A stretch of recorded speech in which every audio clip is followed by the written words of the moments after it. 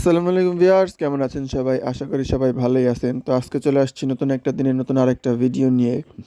তো আজকে ভিডিওতে কথা বলবো পিঙ্ক সল নিয়ে। আপনারা কি আপনাদের গাভী গরু বা ষাঁড় গরুকে পিঙ্ক সল খাওয়াচ্ছেন?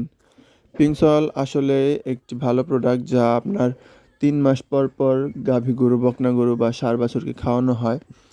এই পিঙ্ক সলে রয়েছে 85 রকমের খনিজ উপাদান যা গবাদি পশু মিনারেল ও ঘাটতি পূরণ করে। এর ফলে গবাদি পশুর দুধ, মাংস বৃদ্ধি পায়, গাভী প্রজনন ক্ষমতা বৃদ্ধি পায় এই পিঙ্ক সলের কারণে।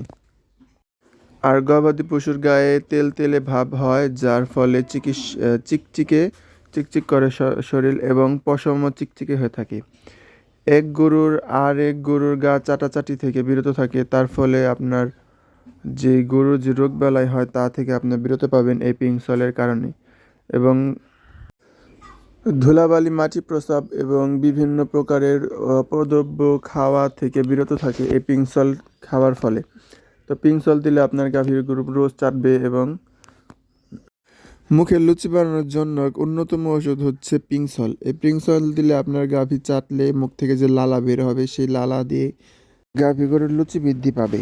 এই পিঙ্ক সল ব্যবহারের নিয়ম: পিঙ্ক সল সাধারণত আপনারা যা করবেন, এক উঁচু একটা স্থানে গরুর মুখের সামনে ঝুলিয়ে রাখবেন এবং দেখবেন দানাদারের পাশাপাশি ওটাকে চাটে কিনা। চাটলে ভাববেন আপনার গাভী গরু সুস্থ সবল আছে। এটা সবাই, প্রত্যেকটা খামারেই দরকার এই পিঙ্ক সল।